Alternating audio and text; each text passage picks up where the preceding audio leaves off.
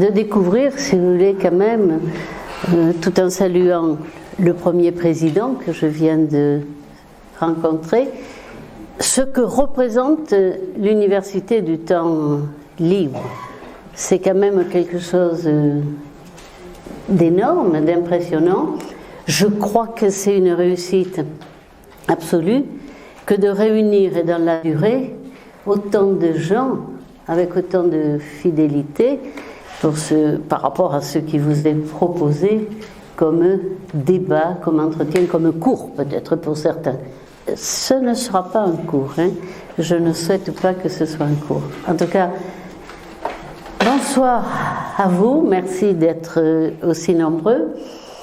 Je vais effectivement passer à la deuxième phase de ce conflit israélo-palestinien dont on peut mettre la carte, hein, déjà, parce qu'elle nous servira de base tout le temps, qui a commencé malgré tout il y a un certain temps, c'est-à-dire à la création du mouvement sioniste pendant la Première Guerre mondiale.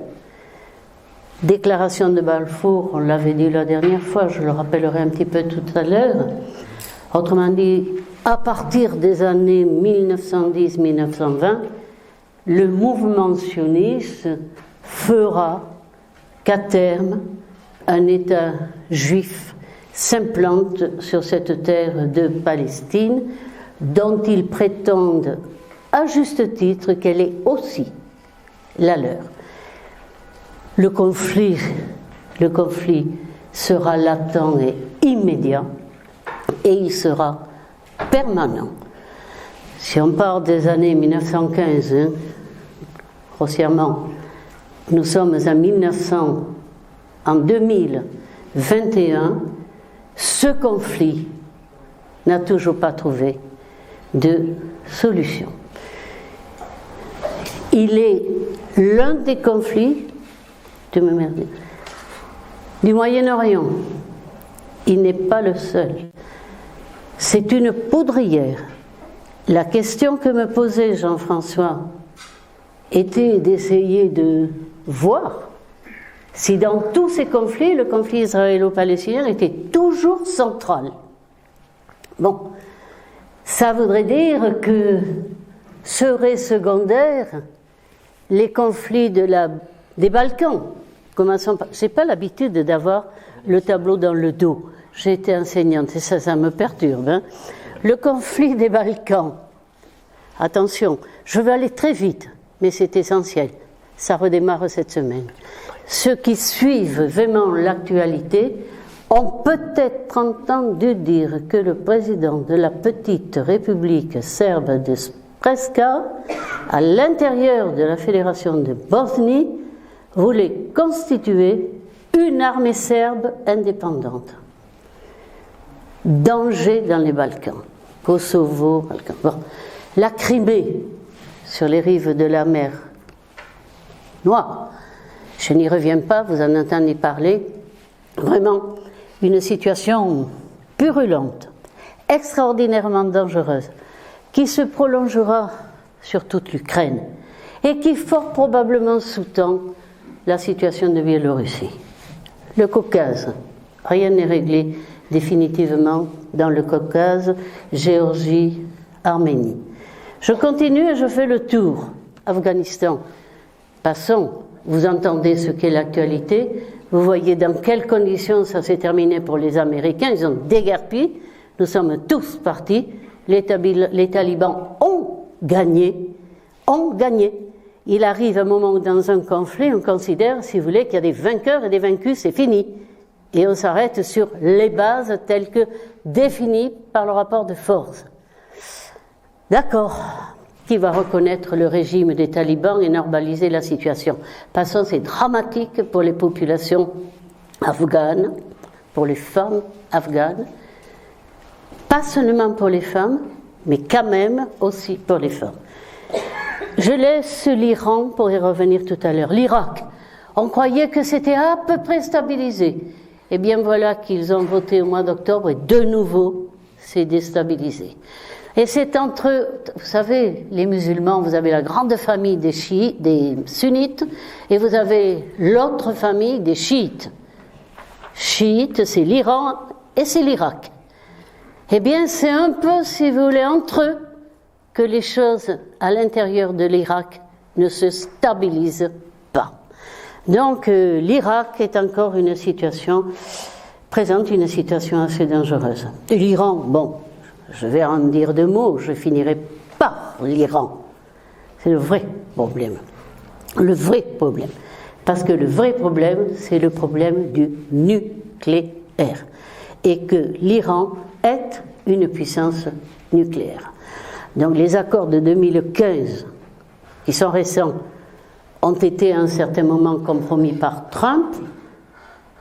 Ça n'est pas reparti encore avec Biden. Donc l'Iran, un problème, un danger. On y reviendra. La Syrie, vous avez vu dans quelles conditions ça s'est terminé. Est-ce que c'est fini? Bien sûr que non. En tout cas, il y en a un qui a gagné. C'est Bachar el-Assad. Hein? Et puis, il a gagné sur toute la ligne, parce que maintenant, tous vont vers la Syrie, ça devient le grand marché. On va reconstruire la Syrie. Donc, pour la Jordanie, pour le Liban, pour tous, la Syrie devient le grand chantier dans lequel on va aller faire des affaires, dont tous, les uns après les autres, sont en train de normaliser leurs relations avec Bachar el-Assad. Et quelque part, il risque dans les prochains jours de réintégrer la Ligue arabe. C'est fini, il aura gagné. Vous savez, à côté, malgré tout, restera le problème des Kurdes, non réglé. 32 millions, hein? Il y en a en Irak, il y en a en Iran, il y en a en Syrie, il y en a en Turquie. Premier adversaire d'Erdogan, les Kurdes. Le problème reste entier et douloureux parce que c'est grâce aux Kurdes sur le terrain qu'on a vaincu Daesh. Parce que la coalition était dans les airs. Les Kurdes étaient au sol. Et à la fin, les grands perdants, ce sont les Kurdes. Et finalement, le gagnant, c'est Bachar el-Assad. Comment la situation peut-elle se renverser? Gagnant aussi ceux qui ont su rester sur le terrain en jouant 36 rôles à la fois, comme les Russes. Gagnant aussi. Gagnant aussi le Turc, Erdogan. Alors lui, il a quand même un sacré problème ici, du côté de Chypre. Ça n'est pas réglé. Et ce sera d'autant moins réglé depuis une dizaine d'années. On a trouvé du pétrole autour de Chypre. Donc l'intérêt de Chypre est décuplé. Un problème, la partition de Chypre, l'ancienne partie grecque devenue la République indépendante de Chypre. Et la partie nord, qui reste sous la domination turque, c'est un vrai problème parce que l'ensemble de l'île est membre de l'Union européenne. L'ensemble de l'île. Et le conflit qui remonte à 1974 est en l'état. Et à l'heure actuelle, vraiment, je dirais, renforcé par ce pétrole qui en fait, si vous voulez, un pôle d'attraction de nouveau essentiel, comme l'est toute cette zone. Je passe très rapidement sur le Yémen, la Libye, etc. Bon. Et je reviens à notre carte sur le conflit israélo-palestinien. Après tout ça, peut-on dire aujourd'hui qu'il est encore central? Je ne le crois plus. Et je ne le crois pas. Pour autant, il n'est pas résolu. Et tant qu'il ne sera pas résolu, je dis ce que j'ai envie de dire en conclusion. Mais tant que le problème palestinien ne sera pas résolu, il n'y aura pas d'existence de l'État d'Israël possible, envisageable dans la paix et dans la durée. Donc c'est dans l'intérêt de tout le monde de trouver une solution au problème palestinien, puisque c'est ce qui reste à résoudre, mais comment y arriver, puisqu'on n'y arrive pas depuis un certain temps, et c'est là que je vais revenir aux accords d'Oslo, en commençant par le premier acte des temps, Pierre. Parce qu'aujourd'hui, le statu quo dans ce conflit israélo-palestinien, c'est toujours sur les bases de l'accord d'Oslo. Donc il faut que nous y arrivions à cet accord d'Oslo, sans s'enliser dans trop de détails, mais en même temps en vous les donnant, parce que je voudrais vous faire profiter un petit peu de mon expérience politique. Là. C'est un peu ça le sens de ces interventions. Vous dire un petit peu ce qu'on n'écrit pas, vous dire même ce qu'on ne dit pas, vous faire découvrir un peu la face cachée du travail d'un parlementaire, qu'on ignore parfaitement. Je n'ai pratiquement jamais parlé de cela, et c'est l'essentiel de ma vie politique. J'ai eu une vie politique au niveau des Hautes-Pyrénées, au niveau local, le canton de Saint-Laurent, j'ai présidé un temps le Conseil général des Hautes-Pyrénées, j'ai été sénatrice pendant 25 ans, et c'est en matière vraiment de politique extérieure que j'ai eu la chance de me déployer, je dirais, et je le dis avec modestie puisque je n'en ai jamais parlé. Et si j'en parle avec vous aujourd'hui, ce soir, c'est pour dire un certain nombre de choses que je n'ai jamais dites. Et il est souvent dommage que vous ne sachiez pas quand même tout ce que tous les parlementaires, tous, font vraiment en profondeur et que vous ignorez. Alors, pour arriver aux accords d'Oslo de 93-94, on va reprendre très vite, mais par séquence, pour qu'on ne perde pas le fil, l'histoire de ce peuple palestinien sous, d'abord, la Première Guerre mondiale, ici, là, la première séquence, ça sera la Première Guerre mondiale 1920, on s'arrête là. La seconde séquence, ce seront les 50 ans qui suivent. Alors, dans la première partie, je ne reviens pas sur ce que je vous ai déjà dit la dernière fois, le mouvement sioniste, les Juifs qui sont partout et qui n'ont apparemment de terre nulle part, qu'ils en veuillent une politiquement, qu'ils en veuillent une idéologiquement et religieusement. Il y a le mouvement sioniste laïque et le mouvement sioniste religieux. Ça paraît assez légitime. On a dit la dernière fois que partis d'ailleurs, ils sont quand même arrivés là, c'est-à-dire dans cette terre promise de Palestine, où il y en avait d'autres avant eux, effectivement. Et ces populations se sont finalement superposées, côtoyées, jamais réellement acceptées. Alors je passe sur Herzl, je passe sur Barfoul, et je dis la Première Guerre mondiale, marquée par ce mouvement sioniste, et surtout marquée par l'effondrement de tous les empires, je dirais européens, continentaux, et par conséquent l'effondrement de puissance, l'empire allemand, l'empire austro-hongrois, l'empire russe et aussi l'empire ottoman. Tous ces empires s'effondrent et il y a une redistribution des cartes qui est assez impressionnante, puisque d'une cinquantaine d'États que l'on comptait, si vous voulez, à ce moment-là sur ces zones, on est arrivé à 70 et quelques. Donc une redistribution complète des cartes, surtout dans ce Moyen-Orient, avec l'effondrement de l'Empire ottoman. La seconde phase, elle correspond à la Deuxième Guerre mondiale. Alors la Deuxième Guerre mondiale, la Shoah, l'élimination des Juifs a marqué le mental de tous les peuples et de tous les États, mais surtout d'un peuple qui n'en est toujours pas libéré, les Allemands.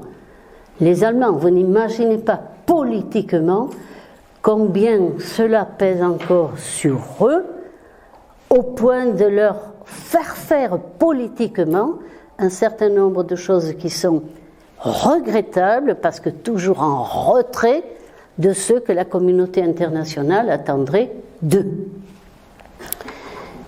Qu'est-ce que je retiendrai de cette période qui va de 48 à 88, en gros? C'est une période de conflit constant. Il y a eu, bien sûr, 1920, 1936, avant des émeutes et des mouvements très violents. Mais là, il va carrément y avoir 3 guerres. Il va y avoir 3 guerres qui vont se succéder. La première, puis qui opposeront les Juifs aux Arabes. Après, si vous voulez, dans les Arabes, on va distinguer hein, les uns, les autres. Mais ça sera d'abord les Juifs contre tous les Arabes. La première guerre, c'est 47-48. Bon, elle est violente. Et surtout, si vous voulez, elle sera marquée très rapidement par l'intervention de l'ONU. Bon, on sort de la Deuxième Guerre mondiale. Une institution internationale qui démarre, elle a une autorité et elle arrête ce conflit. C'est la première résolution, celle de la résolution dite 181, qui va déterminer par conséquent deux zones, la zone juive et la zone arabe. L'armistice est conclu en 1949. Désormais, il y aura une ligne qui va séparer la partie juive de la partie arabe. On ne distingue pas. C'est ce qu'on va appeler la ligne verte. Alors en général, ces lignes de paix, où elles sont vertes ou elles sont bleues, n'allez pas chercher d'autre sens que celui d'une couleur symbolique, c'est la ligne de partage entre l'espace dédié aux Juifs et l'espace dédié aux Arabes, tout confondu. Il se produit un événement essentiel en 1948, au milieu du conflit 47, 48, 49. Ben Gourion, responsable politique juif, déclare l'indépendance de l'État d'Israël. Eh bien, écoutez, c'est une bonne chose, c'est ce qu'il voulait. C'est ce vers quoi on s'acheminait depuis la déclaration de Balfour. Ben Gourion prend l'initiative de déclarer l'indépendance du peuple juif. Je dis tout de suite que celle des Palestiniens par Arafat ne sera déclarée que 40 ans après, en 1988. Mais c'est une déflagration que la déclaration d'indépendance par Ben Gourion, qui va provoquer une catastrophe pour les Palestiniens, pour les Arabes. Et le mot catastrophe est traduit par la Nakba. La Nakba, c'est la catastrophe. L'État juif est installé, il est reconnu.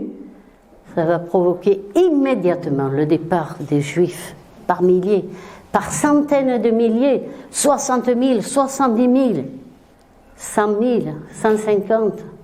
Aujourd'hui, il y a 6 millions de Palestiniens hors la Palestine dans les États voisins, immédiats.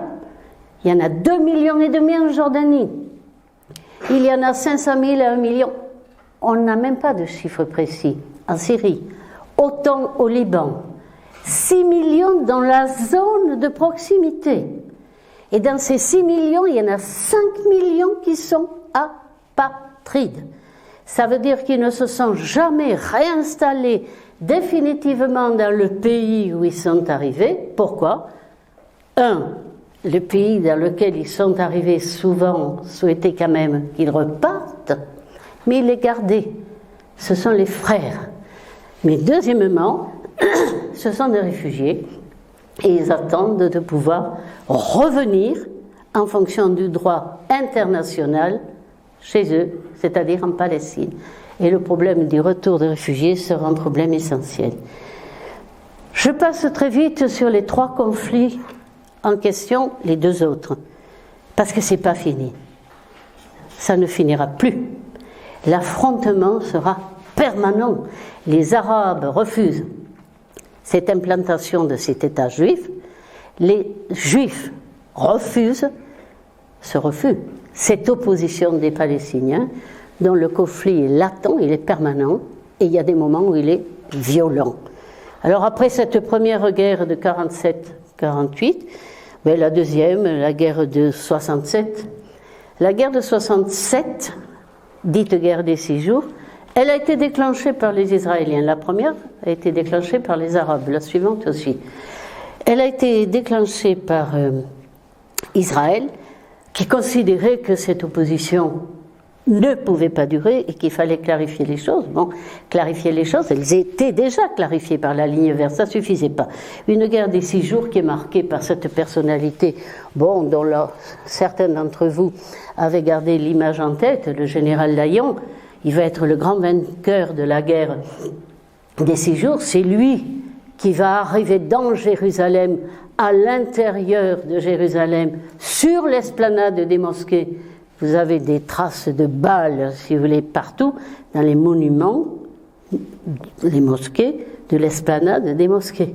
Et c'est lui qui va amener ses troupes vainqueurs sur le mur des lamentations, qui est le mur d'Hérode, du temple d'Hérode, pas du temple de Salomon, du deuxième temple, le temple d'Hérode. C'est très fort, c'est très symbolique. Ils sont rentrés dans Jérusalem, oui, et ils disent déjà, c'est la capitale universelle et indivisible du peuple juif. C'est posé, si vous voulez, la bombe à retardement. Parce que sur l'esplanade des mosquées, vous avez le dôme du rocher, entre autres, qui est aussi l'endroit d'où Mahomet est parti pour son voyage nocturne et qui, par conséquent, constitue pour le peuple palestinien l'un des points les plus forts de leur religion. Bon, deux peuples, deux terres, deux cultures, deux religions, un conflit qui ne finit pas. Les choses ne s'arrangent pas, sauf que, tu me remets la carte, Pierre, s'il te plaît, au lendemain de cette guerre des 6 jours, on décide de notre partage. La ligne bleue, c'était celle-là, hein? Donc les Arabes ici et là, on décide de notre partage.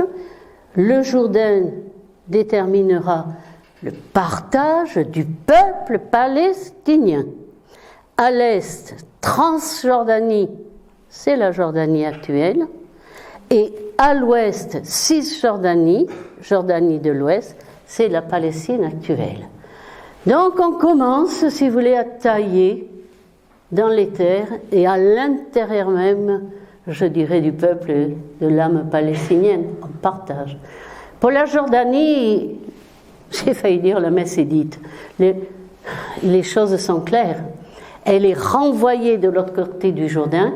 Je vous ai dit l'autre jour, je ne sais pas si vous en souvenez, on avait envisagé à un certain moment, les Anglais, à juste titre, que l'État palestinien, eh bien, ça serait tout ça, sans partage de part et d'autre du Jourdain. Les Jordaniens y ont cru. Ils ont commencé à construire un palais. On voit la carcasse du palais quand on va vers Ramallah. Ils ont arrêté la construction du palais, ça en était fini. Désormais, il y aura 2 territoires en ce qui concerne les Palestiniens, à l'est et à l'ouest du Jourdain. C'est peut-être là l'occasion manquée. Ça n'est une. Parce que Jordaniens et Palestiniens, c'est réellement le même peuple. Et fort probablement que la solution aurait été de considérer que le territoire des Palestiniens, c'était celui-là. Ça n'a pas été le cas. Donc, on a partagé la Palestine. La guerre qui suit, c'est la guerre du Kippour. 1973, c'est une surprise, parce qu'elle intervient au moment où il y a 2 fêtes religieuses de part et d'autre. Le Kippour, c'est une fête juive. En général, les conflits s'arrêtent. Et ça tombe pendant le Ramadan, fête musulmane, les conflits s'arrêtent. Et ce sont les Arabes, encore unis. Parce que quand ils partent au conflit contre Israël, d'une manière générale, ils y partent ensemble, mais avec 2 pays leaders, pour le coup, c'est l'Égypte et la Syrie. Cette guerre du Kippour est une surprise, Le Premier ministre rigole la mer. Et c'est une surprise parce que on ne s'attendait pas à un conflit qui se déclenche pendant des fêtes religieuses, et on ne s'entendait pas à une attaque aussi massive, près de 60 000 Arabes qui quand même partent au conflit. Les Égyptiens sont pris de court, il y a eu un moment d'extrême difficulté où ils ont cru perdre ce conflit. Très vite, si vous voulez, quand même, leur arsenal se met en ordre de bataille et ils reprennent le dessus. La guerre du Kippour aura marqué profondément quand même l'État juif. Golda Meir démissionne. Et quelque part, l'Égypte et la Syrie sont devenus leaders. La Jordanie, malgré tout, s'était mise en retrait, puisqu'on l'avait quand même poussée de l'autre côté du Jourdain. Cette guerre sera la dernière guerre en ordre rangé, je dirais. La dernière. Ce qui va suivre ne sera pas forcément mieux. Dans la période suivante, ça sera la guérilla, ça sera l'antifada, ça seront les attentats, ça sera différent et ça sera aussi terrible. Alors la période suivante, c'est celle-ci. Elle commence là avec Arafat. Elle est marquée par la personnalité d'Arafat du côté des Palestiniens. Arafat, c'est vraiment le chef incontesté jusqu'à sa mort. Jusqu'à sa mort. Alors vous connaissez son uniforme avec son kéfier, il est toujours armé. Du côté israélien, deux personnalités, Rabin et Pérez, c'est la gauche israélienne. C'est la gauche israélienne, et j'insiste là-dessus, parce que c'est avec eux qu'il y aura quelques tentatives réelles de paix, répondant aux offres, je dirais, ou à l'appel des présidents américains, Rabin et Pérez. Je les ai bien connus l'un et l'autre, et on arrivera à Oslo avec eux. Tu mets le second axe des temps, Pierre. Voilà. Réellement, il y a 3 hommes, peut-être 4, qui veulent chercher une solution. C'est Clinton. Avant lui, il y a eu Carter, j'y reviendrai tout à l'heure. Mais c'est Clinton, réellement. Carter, Clinton, 2 hommes de paix. C'est Clinton. Et il a comme partenaires Rabin et Pérez, 2 grandes personnalités qui seront premiers ministres l'un après l'autre, parce qu'en 1995, Rabin sera assassiné. Et puis Arafat, le 4e homme. Nous entrons dans la phase de négociation de la paix. C'est ce qu'on appelle le processus d'Oslo. Ça veut dire que quelque chose sera signé à Oslo, qui n'est pas un traité de paix. Qui n'est pas un traité de paix. Mais ce sont des accords. Pourquoi Oslo ? Écoutez, les États nordiques ont souvent été des intermédiaires et ils ont souvent cherché à avoir une relation au moment des conflits pour devenir des acteurs de la paix. Et puis Oslo, c'est le siège du prix Nobel de la paix. Et là, quand même, il y en a 6 qui vont être distribués, prix Nobel. On le verra après. 6 pour la paix en Palestine. Et on est arrivé à rien. Alors, je voudrais commencer au début. Je ne veux pas insister trop longtemps, mais tout de même, c'est une partie que je connais bien. Et si je vous montre ce que je vais vous montrer, c'est que vous sentiez à quel point j'ai pénétré vraiment dans ce Moyen-Orient. Vous parliez de la Moldavie. Vous savez, vous m'avez fait compter que dans le grand Moyen-Orient, enfin depuis le Maghreb jusqu'en Iran, je suis allée 61 fois. Donc je pense être allée une 40aine de fois dans ce Moyen-Orient.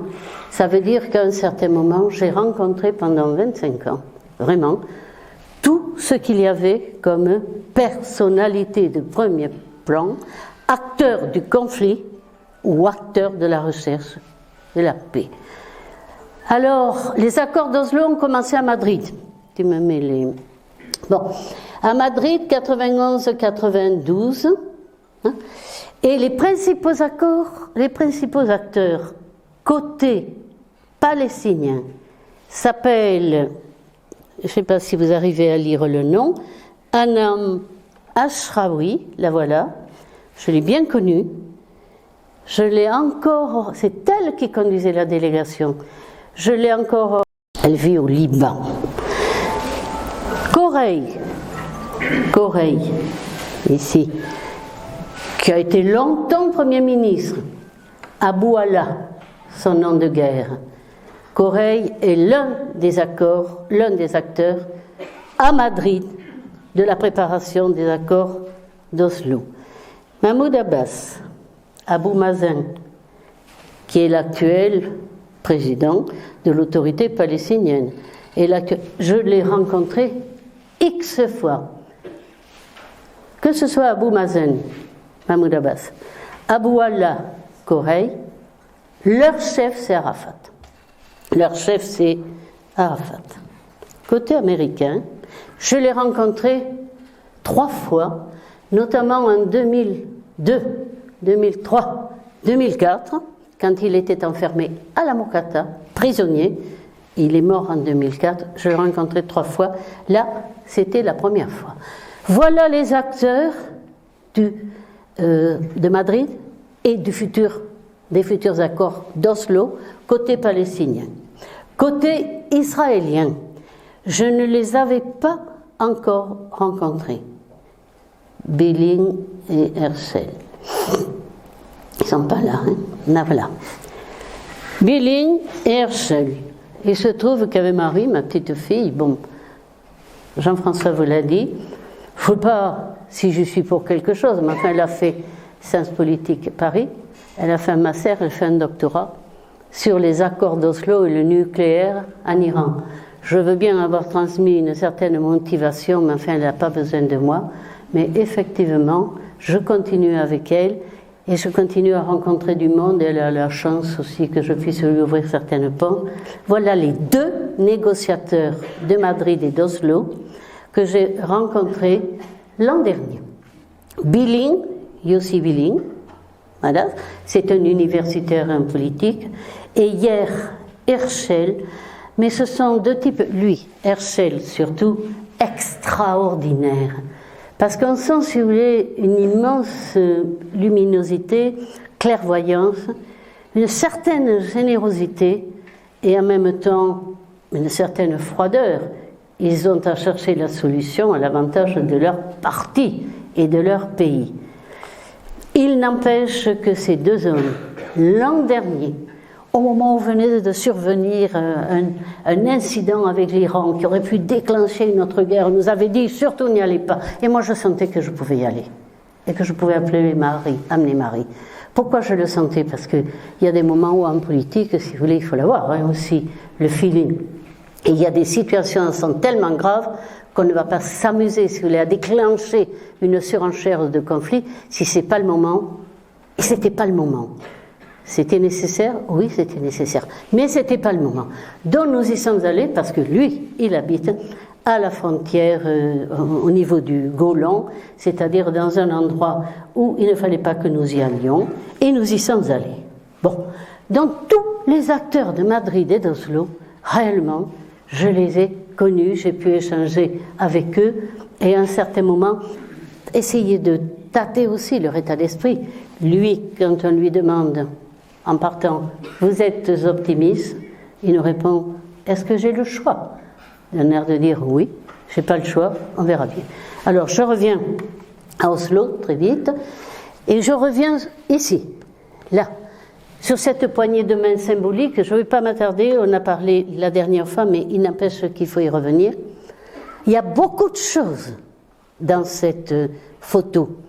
Il y a beaucoup de choses parce que c'est la volonté de Clinton d'arriver à les faire se rencontrer pour enclencher quelque chose. Aujourd'hui, on dirait que c'est une posture. Mais non, c'est un acte politique fort, pensé, voulu. Non, il y avait d'autres intérêts pour les Américains, on y reviendra sur le pétrole et tout le reste. Mais enfin, conclure cette paix dans cette partie du Moyen-Orient, c'était nécessaire aussi pour la stabilité de l'ensemble, pour la sécurité de tout le monde, y compris de l'Europe, d'ailleurs, pour la sécurité de l'exploitation pétrolière au maximum de ses possibilités. Bref, Il y est arrivé, il les a fait venir pour valider les préliminaires de l'accord signé à Oslo. Ça, c'est à Washington. Je reprends l'anecdote de la dernière fois, parce que j'ai oublié quelque chose. Bon, ils sont là tous les deux, Yasser Arafat et Rabin, Premier ministre israélien. Clinton, de ses mains, insère les deux. C'est Arafat, je vous l'ai dit l'autre jour, qui tend la main. Et Clinton pousse le bras de Rabin pour qu'il la prenne. Cette affaire-là avait été précédée dans la nuit d'une épreuve de force terrible. Arafat ne voulait signer l'accord tel qu'il l'avait cadré. Il y manquait quelque chose. Qu'à la condition que l'on dise qu'il siégeait là au titre de président de l'OLP, Organisation de libération de la Palestine, qui a été créée en 1964, qui était, en attendant qu'il ait un autre titre, celui de président de l'autorité palestinienne, le seul titre officiel qu'il avait, mais qui en dit long, Organisation de libération de la Palestine. Pour libérer la Palestine, il faut quand même dégager les Juifs et Israël. Il prend connaissance dans la nuit du document qu'il va signer le lendemain matin, et il y a écrit Arafat, président de la délégation arabe. Bon, il refuse et il dit: je ne signerai pas demain si Clinton ne fait pas changer ce document. Écoutez bien, et j'ajoute ce que je n'avais pas ajouté la dernière fois. Ça m'a été raconté aussi l'an dernier, je ne le savais pas. Ça fait partie de choses assez extraordinaires par Salman El-Herfi, l'ambassadeur de Palestine à Paris. Il n'est plus ambassadeur depuis 2 mois, il était à la retraite, et il nous raconte ce qui s'est passé cette nuit. Il est réveillé. Il était ambassadeur au Cap, en Afrique du Sud. Il est réveillé en pleine nuit par Arafat qui lui dit: vous appelez tout de suite Mandela, c'est ça que j'ai oublié de vous dire. Vous appelez tout de suite Mandela, il était au Cap, ambassadeur en Afrique du Sud. Vous lui demandez de réveiller Bill Clinton et de lui dire qu'Arafat ne signera jamais demain matin s'il n'y a pas marqué président de l'OLP. Bon, c'était drôle d'entendre l'ambassadeur raconter ça. C'était, si vous voulez, prenant et passionnant. Je lui dis: qu'est-ce que vous avez fait? Eh bien, je l'ai fait. J'ai révélé Mandela, il a réveillé Clinton, ils ont changé le document, et quand Arafat l'a eu sous les yeux, il a accepté de signer. Quand je l'ai vu, je vous dirai la suite après, il y a une suite. Quand je l'ai vu, la première fois, c'était la photo qu'on a vue tout à l'heure. Vous savez, je suis une parlementaire, je ne suis pas une diplomate. C'est pour ça qu'il y a une diplomatie parlementaire beaucoup plus débridée, beaucoup plus libre. Un ambassadeur n'aurait jamais pu dire ce que j'ai dit à Arafat. On vous reproche d'avoir fait échouer les accords d'Oslo. Alors Arafat, si j'avais à vous le décrire, un visage blanc, des yeux noirs, ce sont des billes qui tournent sans fin, son kéfier, des mains d'une blancheur extraordinaire, le visage et les mains, c'est drôle, c'est surprenant. Il me regarde alors qu'il est, mais souriant toujours, c'est une posture. Il me regarde, mais avec une férocité terrible. Et il me dit: pourquoi me dites-vous cela? Ben, je lui dis: répondez-moi, on me dit que vous avez fait échouer. Il me dit: j'ai accepté de signer, mais eux, ils ont refusé de répondre à ma demande. Quelle était votre demande? Je voulais que dans ces accords, on ait ajouté qu'Israël mettait fin à la colonisation. Et il me dit: et ils ont refusé l'un et l'autre, et Rabin et Pérez. Et j'ai signé quand même. Bon, j'en ai pris acte, je vous le livre. Ça, ce sont de vrais témoignages parce que c'était vrai. Donc je ne suis pas surprise que l'on dise, mais je n'ai jamais pu le vérifier, ils sont morts les uns et les autres, qu'après cette signature-là, Rabin aurait dit: le Jourdain devra être un jour ou l'autre la seule limite de l'État d'Israël. Et Arafat aurait dit, il faudra bien un jour que l'État d'Israël disparaisse.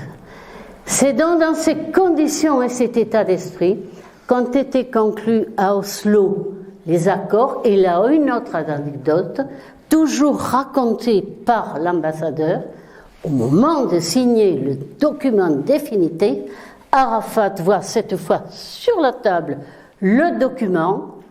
Il n'avait toujours pas mis président de l'OLP. Ils avaient mis Arafat président palestinien. C'était vraiment, si vous voulez, vraiment le clash immédiat. Rabin l'a compris, il a demandé à Pérez de rayer et d'écrire président de l'OLP.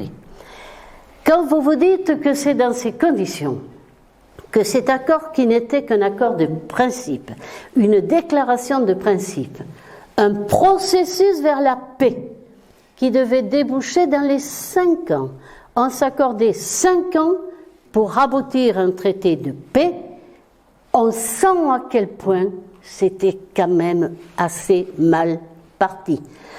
Mais c'était parti. Et avec l'autorité d'un Clinton, on pouvait espérer qu'effectivement, après tout, les choses souvent s'enclenchent comme ça. Bon, eh bien, ça ne se passera pas bien, parce qu'on passera 99, l'échéance de la phase de transition, et les accords d'Oslo ne seront donc pas sanctuarisés, signés, transformés en traités. On va quand même regarder ce qu'il y avait dedans. Tu les mets, Pierre, les accords d'Oslo, voilà. On va regarder très vite ce qu'il y avait dedans, parce que c'est toujours la base de la négociation possible. Alors, qu'est-ce qu'il y a dans ces accords ? 1. Le cadre. On rappelle la définition de la ligne verte de 1949, confirmée après la guerre des 6 jours de 67, on passe. On rappelle les droits d'Israël, rappelons-les, c'est essentiel. Mais chaque mot va peser lourd. Reconnaissance. À partir du moment où Arafat a accepté de signer un texte où il y avait la reconnaissance d'Israël, sachez que pour la première fois, l'OLP est censé avoir reconnu Israël. Et on considère que l'OLP a reconnu Israël. Paix, sécurité. D'accord, ils ont droit à tout cela. La sécurité, vous verrez, ils se chargeront effectivement de l'assurer autant qu'ils le pourront, je dirais dans les conditions extrêmes. On le verra tout à l'heure. 3e point, création de l'autorité palestinienne.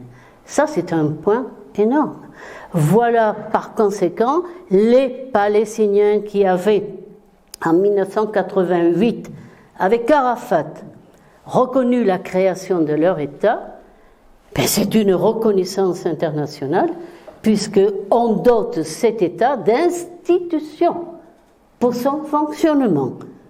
L'entité de gouvernement de cette autorité palestinienne, ça sera un président de l'autorité palestinienne, c'est Mahmoud Abbas. Pierre, tu peux peut-être le montrer.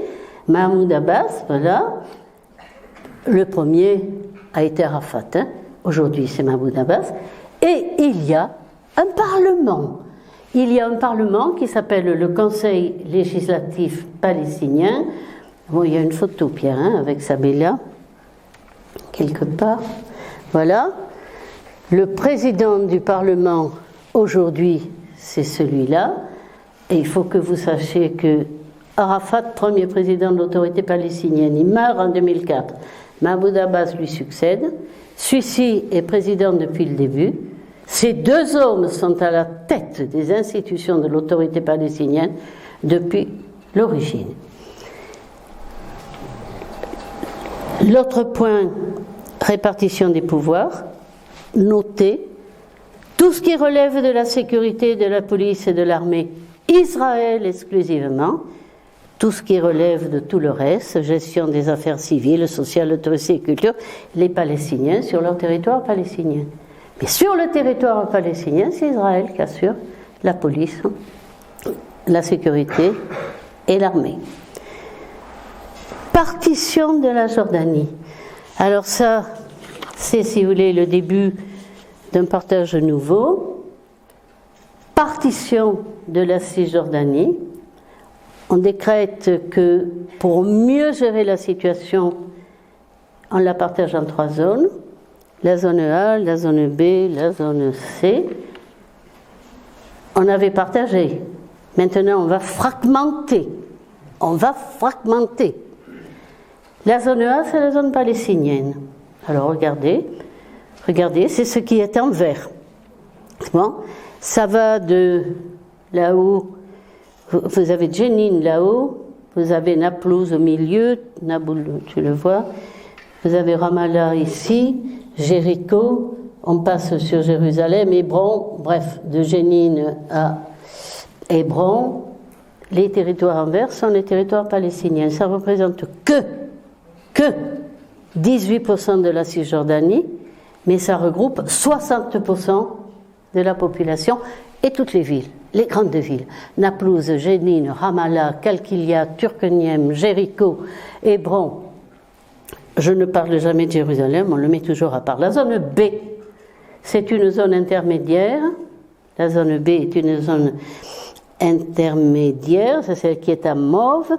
Ce sont tout un tas de petits bouts qui aujourd'hui sont presque entièrement colonisés, mais l'objectif, à terme, quand le traité d'Oslo serait signé, ça serait de fusionner A et B, et ça serait ça le territoire palestinien. Quant à la partie en bleu, c'est la zone C, c'est la zone israélienne. Elle est riche au plan des cultures, elle est homogène, elle est assez compacte. Ça représente 60% du territoire pour seulement 6% de la population. Est-ce que vous imaginez d'où nous sommes partis et comment de partition en partition on arrive à un territoire palestinien totalement décousu? On dit bantoustisé. Tout à l'heure, je vous parlais de l'Afrique du Sud. Les Bantoustans en Afrique du Sud, pays de l'apartheid, étaient les zones fermées, cloisonnées, réservées aux Noirs. À partir du moment où on dit on bantoustise la Palestine, vous voyez que l'on fait tout de suite une association d'idées entre l'apartheid qui est pratiqué en Afrique du Sud, qui était, c'est fini? Non. Je suis allée en Afrique du Sud. C'est encore profondément bantoustisé, croyez-moi. En tout cas, pour cet État palestinien, c'est une implosion intérieure qui fait qu'on se pose tout de suite la question de est-il viable? Existe-t-il? Peut-il exister? D'autant plus que, quand même, les Juifs s'autorisent amplement à rentrer partout. Il n'y a plus de ligne verte. Tout cela est transgressé. Même le Jourdain a failli ne plus être une limite. Alors, juste la liste des présidents américains, et je repartirai après de ce processus d'Oslo. Les présidents américains, quels sont-ils durant toute cette phase-là? Parce qu'après que l'on ait vu évoluer les Anglais et les Français, bien sûr sont arrivés les Américains. On les a appelés pour la Première Guerre mondiale, donc ils sont là. On les a aussi sollicités pour la Deuxième, donc ils sont là. Carter. Jimmy Carter, je dis 2 mots sur lui parce que, attends, Pierre, 30 secondes. J'ai eu la chance de le rencontrer. Écoutez, j'ai croisé tout le monde dans mes périples dans ces pays-là. Il a été président entre 77 et 81 et il est célèbre, oui, tu peux le mettre là. Non, l'autre, oui. Il est célèbre parce que c'est lui, voilà. c'est lui qui a conclu les accords de Camp David. Camp David, c'est les États-Unis, c'est la Maison-Blanche. En 1979, nous sommes après la guerre du Kippour. Il a réussi à amener Sadat, le président égyptien, et le premier ministre israélien, et ils ont conclu les accords de Camp David, qui est une forme d'accord de paix entre Israël et l'Égypte, le premier. Sadat et Begin ont eu le prix Nobel de la paix. Carter le méritait. À Carter succède Reagan. Lui, Reagan, il est préoccupé par une guerre dans laquelle il n'entre pas. C'est la guerre qui oppose l'Iran à l'Irak. Mais il suit ce qui se passe parce que lui aussi commence à être intéressé par le pétrole du Moyen-Orient. Bush, le premier Bush, le père Bush, alors lui, il n'est intéressé que par le pétrole du Moyen-Orient et sûrement pas par la paix, sauf si la sécurité du Moyen-Orient assure une meilleure exploitation du pétrole du Moyen-Orient. Alors, lui considère qu'il y a des pays dangereux. D'ailleurs, bientôt, il parlera de l'axe du mal, c'est son fils plutôt qui le fera, que l'Irak est dangereux, parce que Saddam Hussein est dangereux, on ne le maîtrise pas. D'ailleurs, il a pris l'initiative d'envahir l'Irak. Il faut détruire cette dictature et renverser ce régime. Donc, c'est la guerre. Et on appelle ça la deuxième guerre du Golfe parce qu'il considère que la première, c'est celle qui a opposé l'Iran à l'Irak. La France s'est engagée dans cette guerre-là contre l'Irak, la première. La doctrine de Bush, gendarme du monde, sécurisant tous les régimes dont il voulait s'assurer pour maîtriser l'exploitation du pétrole, voilà le fil rouge de la politique du père Bush. Clinton, c'est réellement un fin politique. C'est un fin politique, il veut conjuguer les deux. Oh, ce sont des démocrates, hein?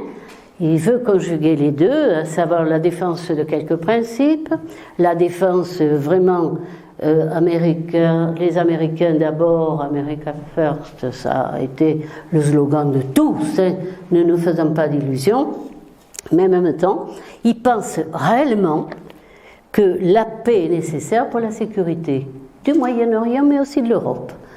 Et moi, quand je faisais ces missions, je faisais des comptes rendus aux institutions européennes parce que l'objectif était de dire l'instabilité du Moyen-Orient met-elle en danger la sécurité de l'Europe? La réponse était oui. C'était ça l'objectif de ces missions et de ces préoccupations. Donc c'est lui qui conduit les accords d'Oslo. Il les lance et puis il n'aboutit pas en 1999. Il laisse le pouvoir en 2001. La phase ultime du processus était 1999, il la passe sans avoir conclu, mais il a réussi malgré tout à faire signer un accord de fin d'affrontement entre Israël et la Jordanie. Israël et la Jordanie. Et ces accords d'Oslo ont fait que 3 prix Nobel de plus vont être décernés. C'est Begin, c'est Pérez et c'est Arafat. On est à 5. On est à 5. On ne l'a jamais autant voulu. Va arriver Obama, qui va l'avoir le prix Nobel de la paix avant même qu'il n'ait pris le pouvoir. Avant même qu'il n'ait pris le pouvoir. Et alors même qu'il ne fera rien. Le deuxième Bush, le fils Bush, 2001, il arrive et c'est les tours jumelles, la destruction des tours jumelles à New York. Bon, alors pour lui, l'axe du mal, il faut le démolir, bien sûr, et cette fois il est bien identifié, l'Irak, l'Iran, la Syrie et plus loin la Corée du Nord. Donc on va commencer par l'Irak, et c'est la deuxième guerre contre l'Irak, pour renverser, cette fois définitivement, Saddam Hussein, et la France n'adhère pas à la démarche. Là maintenant, Obama va arriver, mais en même temps, les Américains viennent de découvrir, si vous voulez, qu'ils sont très riches de nouveau en énergie fossile, puisque au-delà du pétrole et du gaz qu'ils ont eu en quantité, eux aussi quand même, hein, et dont ils ont usé et abusé, ils ont maintenant du gaz de schiste. Et si vous voulez, cette ressource, mais qui fait d'eux l'une des premières puissances au monde, et en tout cas l'un des grands pays exportateurs aujourd'hui, va les amener, ces présidents, et Obama notamment, à avoir un autre regard sur le Moyen-Orient. Ça va moins les intéresser, et le pétrole, et la paix. Et c'est ce que l'on appelle le pivot d'Obama vers le Pacifique. Il va dire les intérêts de l'Amérique, c'est là-bas, ce n'est plus le Moyen-Orient et l'Europe.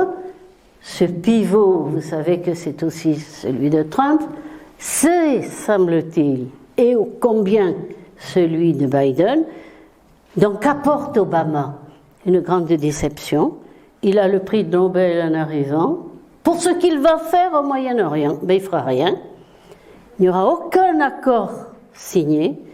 Il y aura 3 guerres à Gaza et la colonisation qui va flamber et qu'il n'arrête pas, quelles que soient, et je vais y venir, les valeurs qui sont transgressées quand on colonise, parce que c'est considéré par la Cour de justice internationale comme un crime de guerre.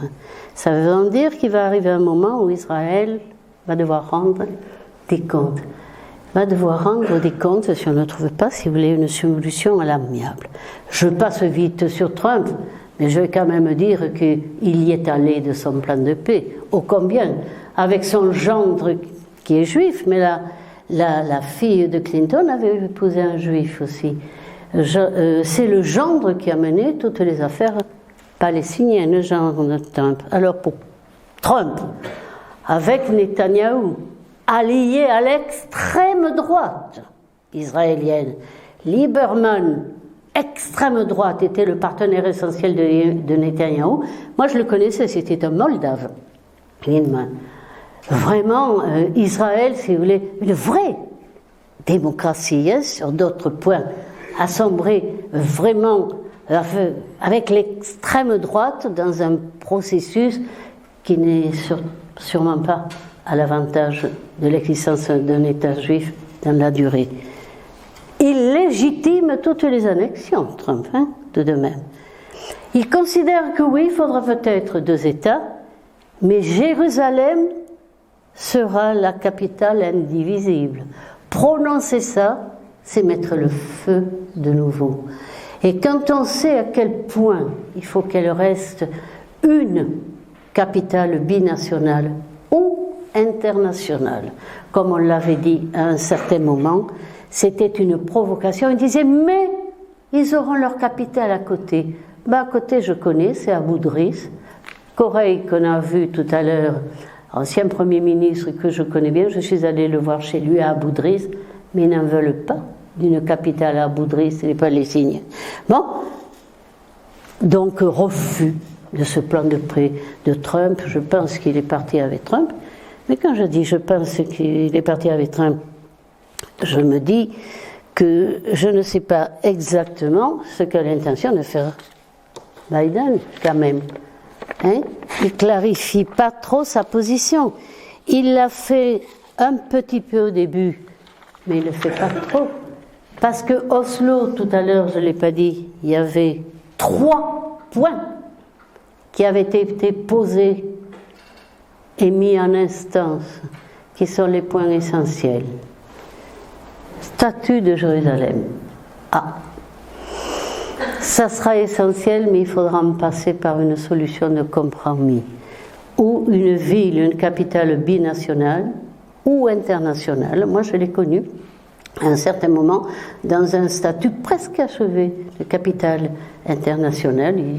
Il le mettait en place, mais sûrement pas la capitale exclusive de l'État juif.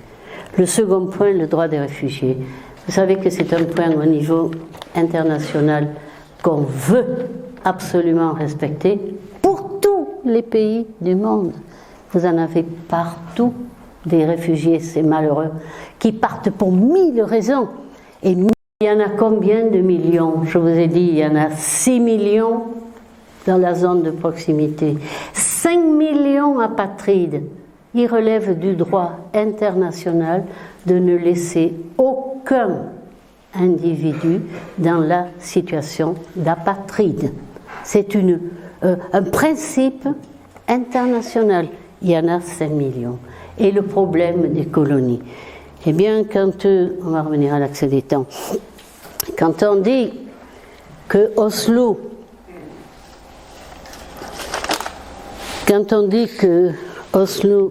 n'a débouché sur rien, je le déplore, je le regrette. Quand Clinton part, si je résume ce qui se passe dans la dernière phase, Oslo n'a pas débouché sur un traité de paix en 1999 comme prévu.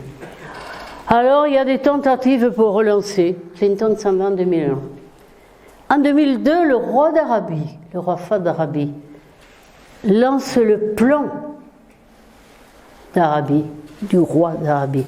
C'est exactement la reprise d'Oslo. Donc on reprend les mêmes termes, on les confirme, ce qui est important. L'Europe et les États-Unis tentent de lancer une équipe qui suive, si vous voulez, l'évolution de la situation telle qu'elle est en l'état. On appelle ça le quartet. Alors il y a des représentants de l'ONU, des États-Unis, de l'Union européenne, de la Russie. Il est présidé par Blair, il est toujours présidé par Tony Blair.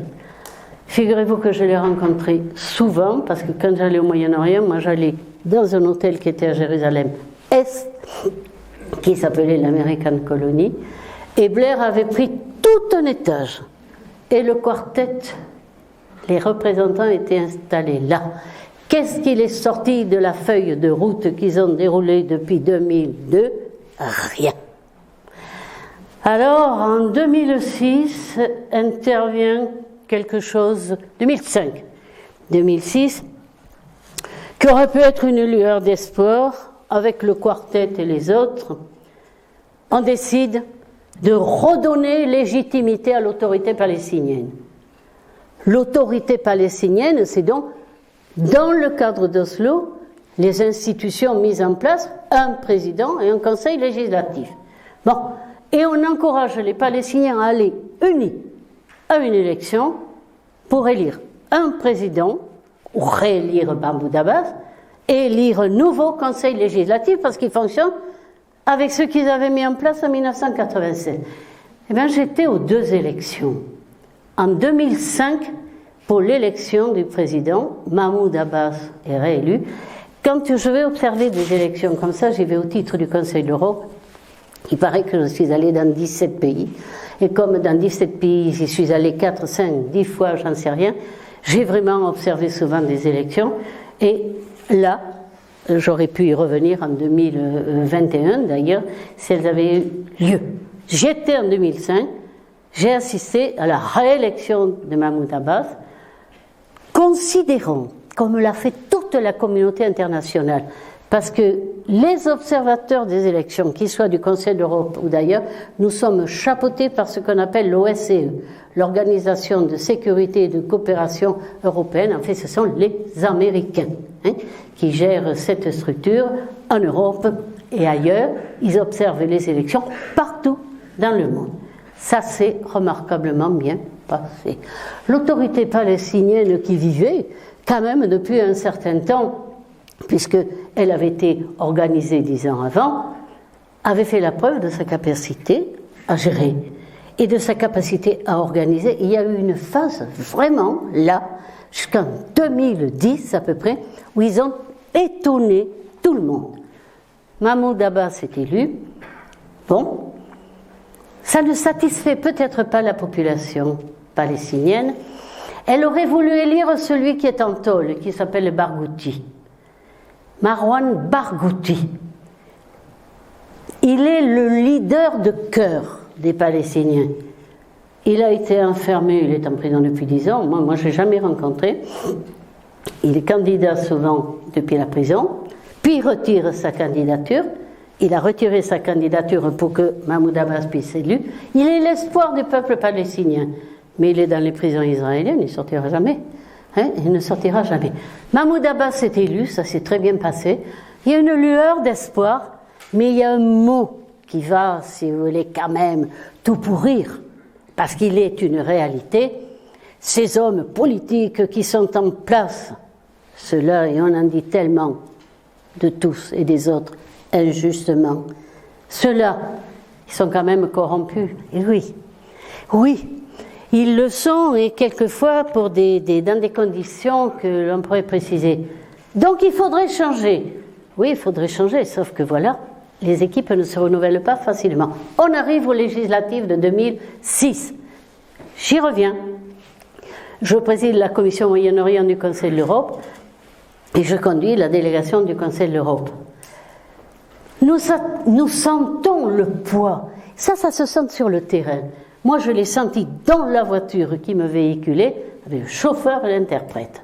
Quand l'interprète me traduisait un certain nombre de choses que nous disions avec le chauffeur, quand se crée une espèce de familiarité et d'intimité, on finit par sentir des choses. Et quand on est sur le terrain, qu'on arrive à parler avec les gens, parce qu'on a des interprètes qui collent à la peau, on ne cherche même plus où ils sont, on parle les interprètes, c'est la deuxième peau, eh bien on sent les choses. Ouh là, on sentait que le Hamas, quand même, montait en puissance, qu'il avait ses candidats, et que quelque part, les gens disaient, grâce à eux, parce que ils alimentent et ils organisent beaucoup d'associations caritatives de toute nature qui vraiment établissent un lien avec les gens et créent quelque chose d'irremplaçable.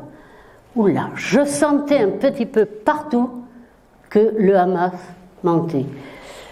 Dans la voiture, le chauffeur qui nous avait entendus, à un moment donné, je lui dis: où allez-vous voter? Parce qu'il faut que chacun puisse voter, nous nous en préoccupons. Il me dit: je vote à Ramallah. Je lui dis: nous rentrons avant la fin du scrutin, et on rentre très vite, on était à Hébron, on part à Ramallah. Il me dit: j'aimerais que vous rencontriez mon papa. Oui, je lui dis volontiers. Il me dit: mais il faut que vous veniez dans notre camp. Je lui dis volontiers, ça me donnait l'occasion de rentrer dans le camp, dans une famille, etc. Et je vois le papa. Les femmes étaient d'un côté, mais si vous voulez, dans ces camps, les maisons sont, croyez-moi, propres, confortables et même coquettes. C'est du léger, mais c'est correct. Et le papa de notre côté, il était en costume avec la cravate. Je lui dis: vous revenez d'aller voter. Qu'est-ce que je n'ai pas dit? Jamais de la vie. Il me dit: vous voulez que je vote pour tous ces pourris? Enfin bref, j'ai dû être... Bon. Et alors il me dit: non, je viens d'aller voir mon fils dans le Negev, en prison. Je lui dis: qu'est-ce qu'il avait fait? Qu'est-ce qu'il avait fait? Il me répond: les pierres, l'intifada. Bon, je me suis dit, le résultat, et le chauffeur dans la voiture, il avait appelé sa femme pour lui dire: surtout ne vote pas Hamas, ne vote pas Hamas, ils vont gagner. Il voulait donner un coup d'alerte au Fatah, mais sûrement pas voter pour le Hamas. Je vais assister au dépouillement Carter à Jéricho, dépouillement de 2005 à Jéricho. Et je rencontre Jimmy Carter. Le président Carter est un homme de paix. Lui, je peux vous dire qu'il aurait mérité le prix Nobel, et Clinton aussi. Il a créé la Fondation Cartier, c'est une autorité. Et c'est le hasard qui fait que nous nous rencontrons, observateurs, tous les deux là. On échange. Il me dit: le Hamas gagne. Je lui dis: je crois, dans la journée, nous avions rencontré Laurent Fabius, qui sortait du bureau de Mahmoud Abbas, dans lequel nous allions rentrer. Il me dit: vous n'allez sûrement pas le voir, il est effondré, les derniers sondages sont terribles, le Hamas gagne largement. On ne l'a pas vu. Les résultats, là, on voit que le Hamas, vraiment, est au-dessus largement. On échange avec lui. Ce sont des moments privilégiés. Vous savez, ce sont des gens simples. Hein. Le monde redevient ce qu'il est réellement. On est des gens ordinaires sur des terrains souvent extraordinaires. Résultat de cette élection, si j'en parle, c'est parce que je veux réellement vous dire quelle est notre responsabilité. 132 sièges, le Hamas 74, le Fatah 45 et le reste, ils ont gagné largement.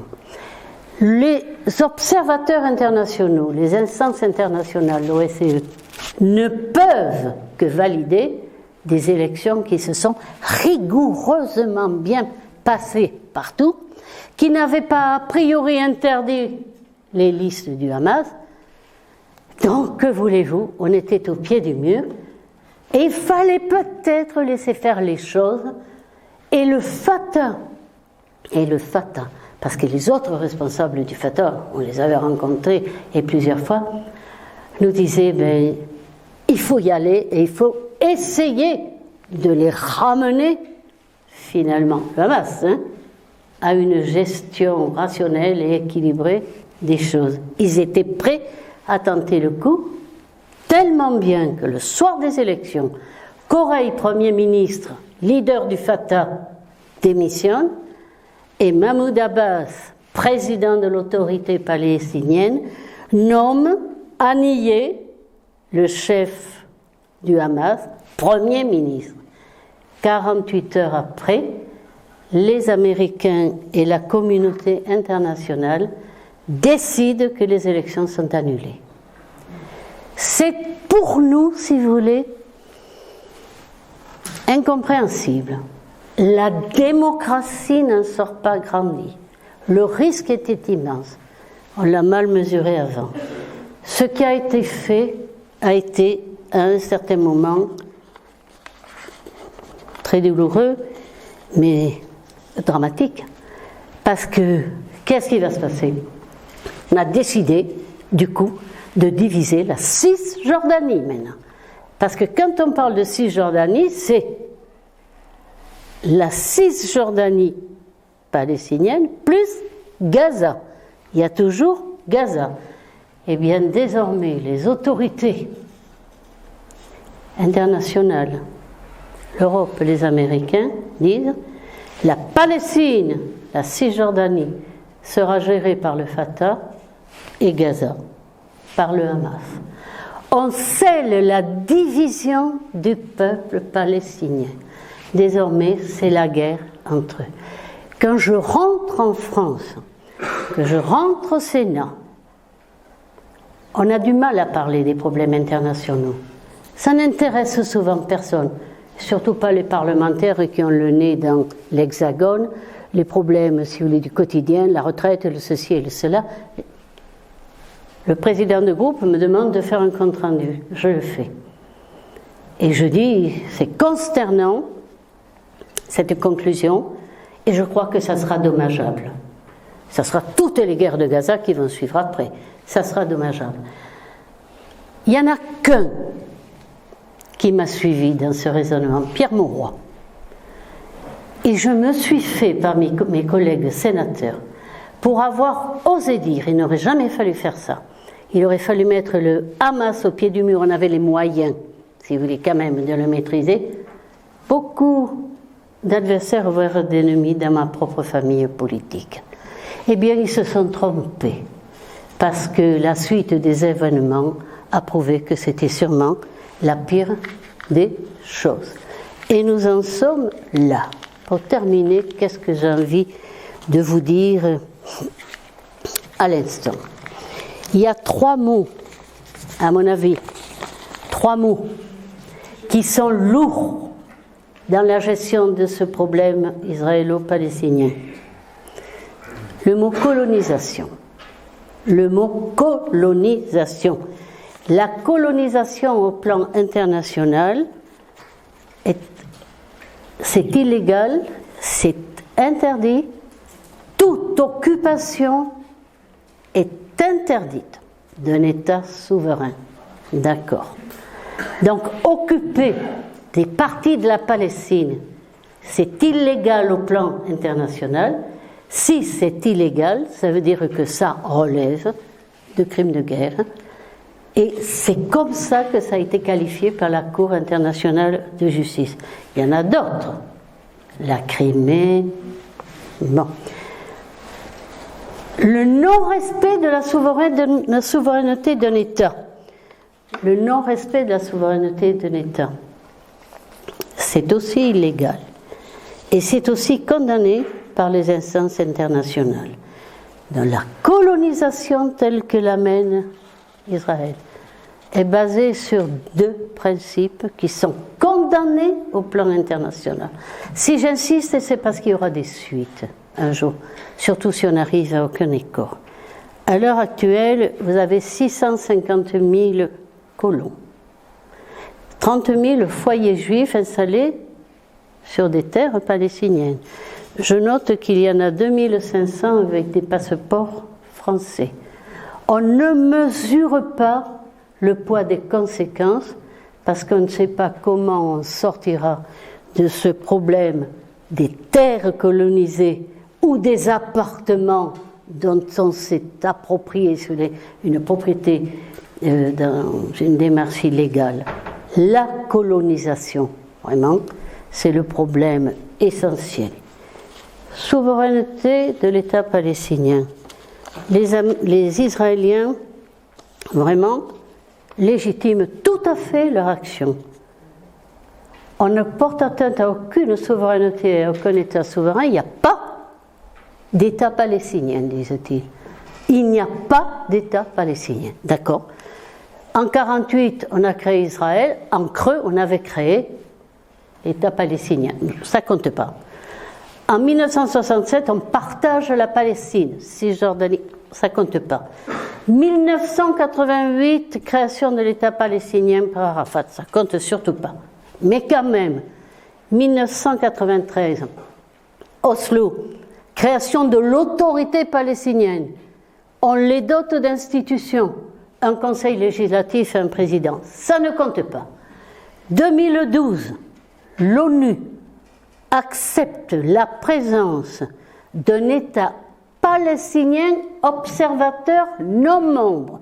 Il prononce l'État, le mot État palestinien. Ça ne compte pas. Alors il faut que vous sachiez encore une fois qu'en étant membre observateur de l'ONU, les Palestiniens sont réellement devenus un État et que de ce fait, à la Cour internationale de justice et que par conséquent, tout processus judiciaire international qu'ils voudraient engager pourrait l'être, et s'ils ne le font pas, c'est parce qu'ils sont retenus, vous en doutez bien, dès demain par les États-Unis. Aujourd'hui,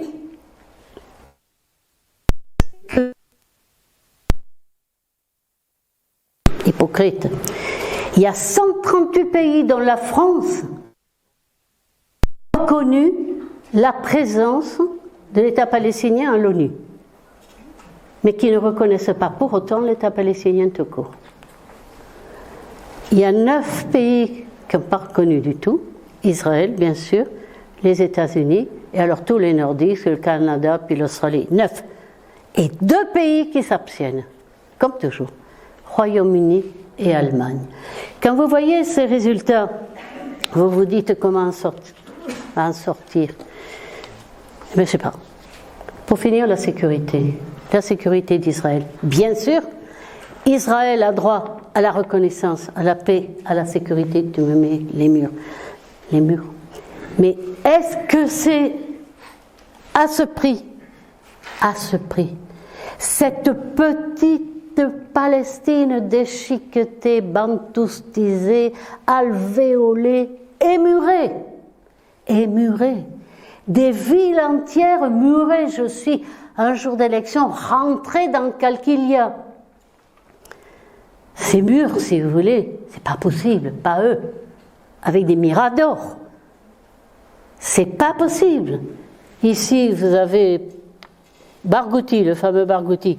Alors ça, c'est un mur au milieu de Jérusalem. Hein. Celui-ci, c'est un mur au milieu de Bethléem, si vous êtes allés. Celui-ci, c'est un morceau de mur entre Ramallah et Jérusalem.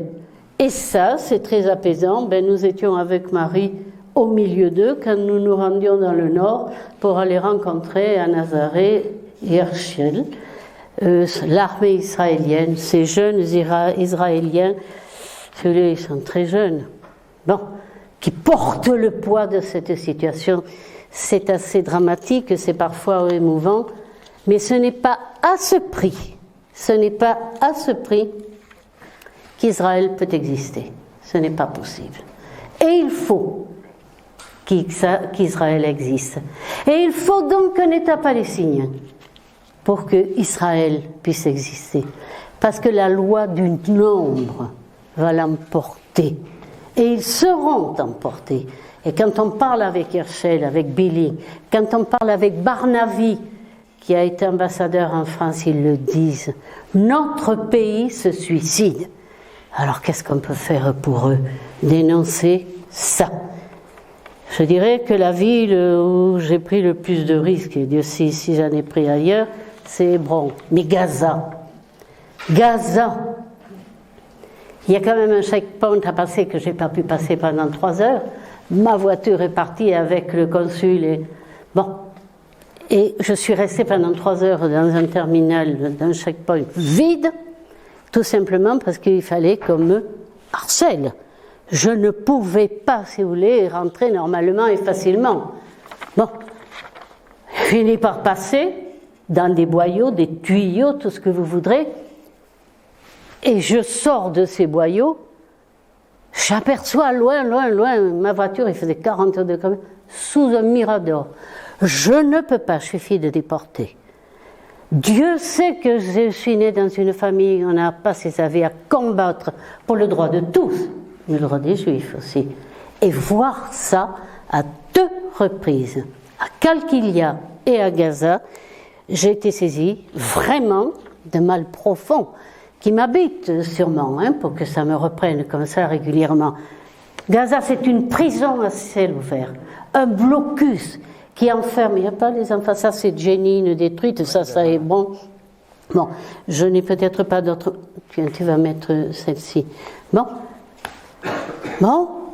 ben c'est le blocus parce que, en plus maintenant, c'est le Hamas.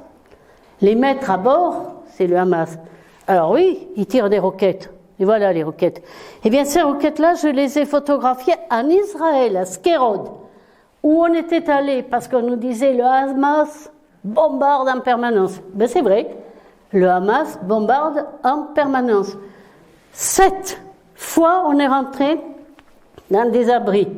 7 fois, les roquettes sont arrivées quand on était parti. On ne voulait pas nous toucher, mais on voulait nous signaler que effectivement, le Hamas, regardez ce qui se passait. Ce blocus de toute une population, je crois qu'ils sont 2 millions, quelque chose comme ça. Ces enfants qui sont habillés et nourris par l'ONU. Si vous voulez, ça vous déchire, ça vous déchire, c'est pas possible, ça ne peut pas durer. Il faut que vous sachiez quand même qu'ils sont interdits de cultiver des plantes qui dépassent 80 cm de haut, qu'ils ne peuvent pas, dans leurs entreprises, fabriquer des billes qui feraient plus de 6 mm. Tout devient, si vous voulez, obstacle à la sécurité. Alors, je ne parle pas de Jérusalem, il y aurait beaucoup à dire sur Jérusalem, je ne veux pas abuser. Je pense qu'il faudra trouver un statut à Jérusalem, mais l'outrance va loin. Je peux vous dire que quand on descend, ou qu'on monte plutôt la Via Dolorosa vers le Saint-Sépulcre, à un moment donné, les 2 bords de cette rue étroite, se border des chopes, si vous voulez, c'est dans le vieux. Là, au-dessus, il y a une espèce de petite arcade, et il y a un appartement. À qui appartenait-il? À Sharon. À Sharon, en pleine Jérusalem-Est, entre l'esplanade des mosquées et le mur des lamentations, l'appartement de Sharon. Pour finir, l'État de Palestine, j'aurais envie de dire, c'est un État sans État. Ils ont tout ce qu'il faut. Les Juifs aussi. Ils ont une terre, ils ont des limites.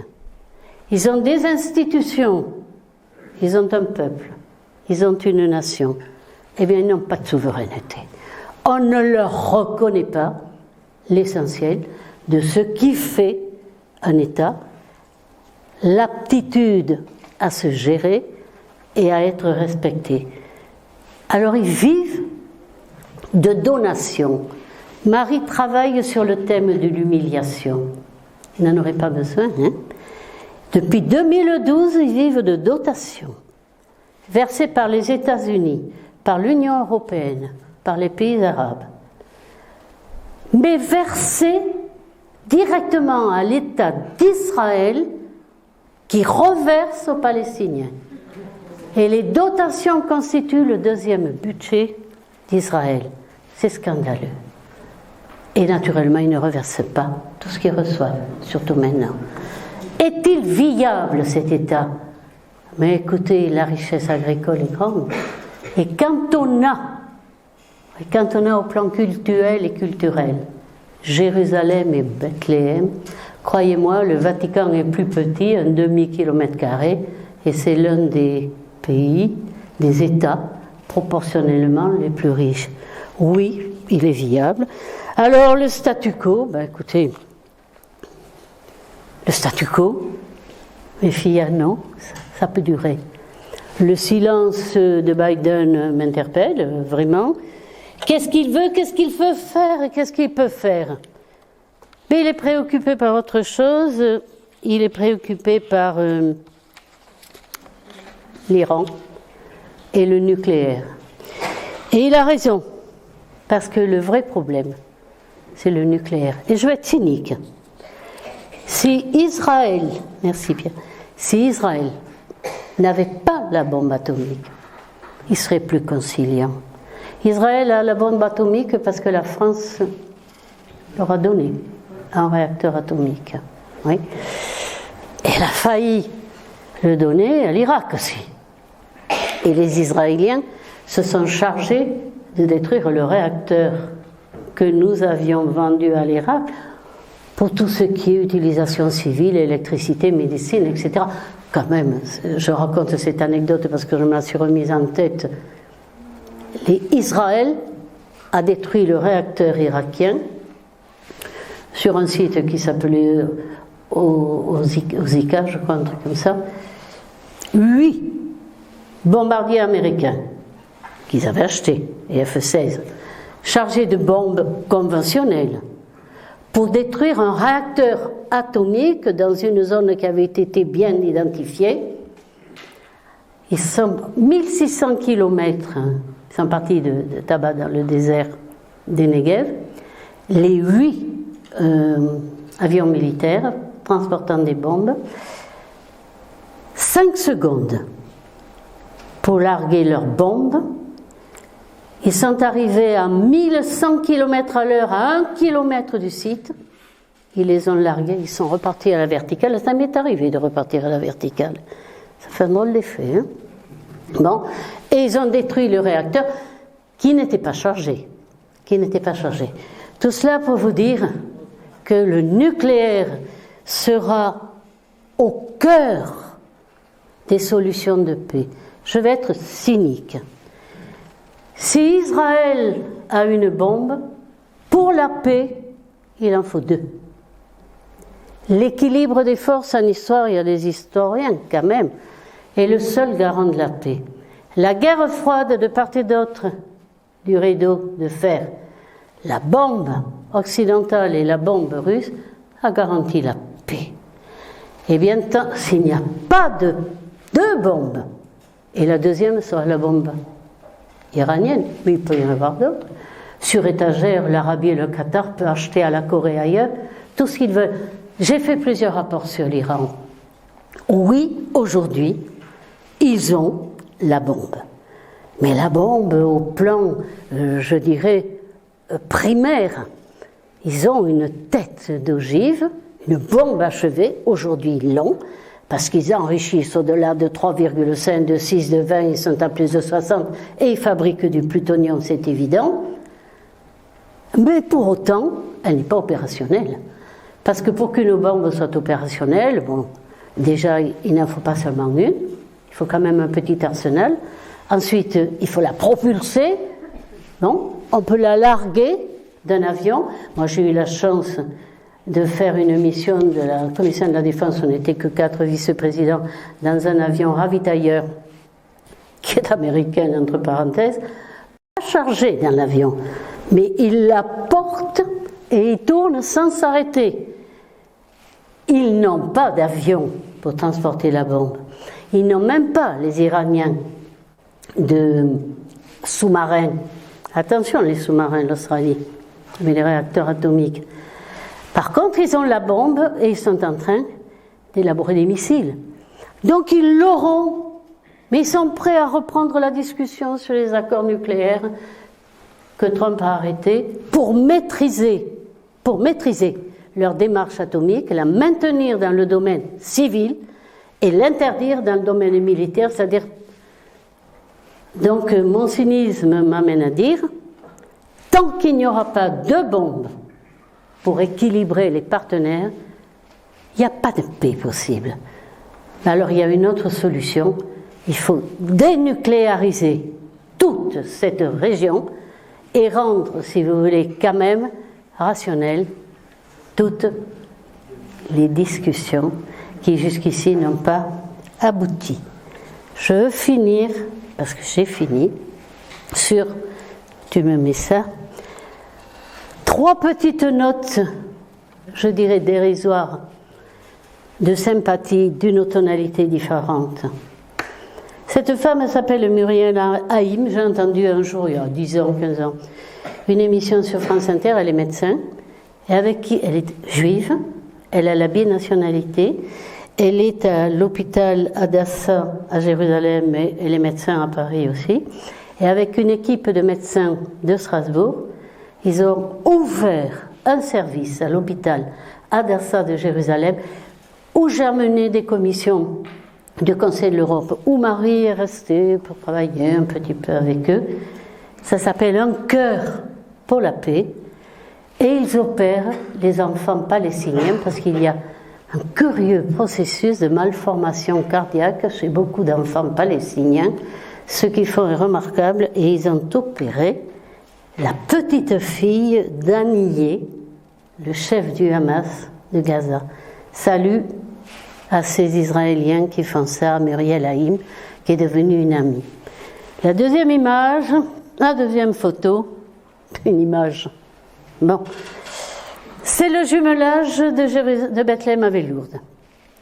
Moi, j'ai travaillé à ça. Bien sûr, je n'ai pas beaucoup parlé. Bien sûr, on n'en a pas parlé. C'est comme ça.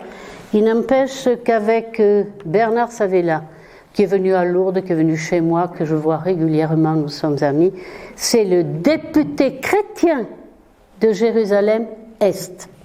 Et avec Vera Baboum, la mère chrétienne de Bethléem, avec Josette Bourdeux, j'en avais parlé à tous les maires, en dehors de François Abadie, après Douste Blazier, etc. Ils étaient tous pour Artiganave. Mais on n'avait jamais abouti. Et nous avons abouti au jumelage de Lourdes avec Bethléem. Ils sont d'abord venus à Lourdes. On a signé les préliminaires. Nous sommes allés à Bethléem. Je dois dire que j'ai été très aidée par le consul général qui est là, Hervé Magro. Il est ambassadeur en Turquie. Maintenant, je souris parce que Erdogan, je ne sais pas si vous avez entendu ça, il a tenté de faire partir 10 ambassadeurs il y a une quinzaine de jours. Mais il y était, lui. Il faisait partie des 10. Hervé Magro nous a aidés. Et là, nous sommes debout, nous écoutons l'hymne palestinien. C'est la première fois que je l'entendais. Ça a été un moment émouvant. Pourquoi est-ce que j'ai fait ça? Je suis profondément laïque et profondément athée. Pardon à tous ceux, y compris mes amis, qui le savent, mais c'est comme ça. Mais je pense qu'il y a un fait cultuel, c'est un fait de société, c'est un fait dans le domaine de l'art, je suis laïque, donc je respecte ceux qui croient, et en même temps je crois à la paix. Je pense que la paix peut être bâtie par des hommes de bonne volonté, dont dans le cadre de la Maison de l'Europe des Pyrénées, que nous avons créée sans ambition et dont le siège est à Saint-Laurent. Comme ça, si on veut autre chose à Tarbes, à Pau ou ailleurs, on pourra. Eh bien, je pense avec le nouveau maire de Lourdes, moi je fais avec tous ceux qui se présentent, s'ils sont de bonne volonté, et ils sont de bonne volonté. Nous avions une réunion la semaine dernière. Nous allons faire un chemin que je ferai valider par le Conseil de l'Europe dans le cadre, comment ça s'appelle, des sentiers culturels. Comme nous avons fait valider le chemin des abbayes cisterciennes. Je l'ai fait valider. Le point de départ, c'est l'Escaladieu. Le chemin des grottes ornées, il y a Gargas. Il y aura le chemin des sites cultuels Mario. La Vierge Marie. Concours de circonstances, le drapeau du Conseil de l'Europe, je l'ai appris après, avec ses 12 étoiles. Celui qui l'a conçu s'est inspiré des 12 étoiles de la couronne de la Vierge. Et il est redevenu à un certain moment symboliquement fort pour les 70 ans du Conseil de l'Europe. On a recélébré les 12 étoiles du drapeau et on a même, bon, puisque je ne parle pas d'habitude, maintenant je vais le lire, on a même identifié 12 femmes qui représentaient la symbolique de ces 12 étoiles, j'en suis l'une. Cela étant, nous voulons faire de ce chemin le chemin de la paix. De Lourdes à Bethléem, le chemin de la paix. Pour finir, et là j'ai fini, là, vous savez, on plante des arbres de la paix partout, c'est parce que c'est cette photo. À Yad Vashem, notamment, il y a les arbres des justes parmi les justes, tous ceux qui ont sauvé des Juifs. Moi, mes parents n'ont pas leur arbre, et pourtant il en est passé comme bien chez moi. Mais j'ai planté un arbre, alors il est petit, il est comme ça, il est à la dimension de l'espoir que je porte pour la paix au Moyen-Orient et la paix de ses peuples. Merci.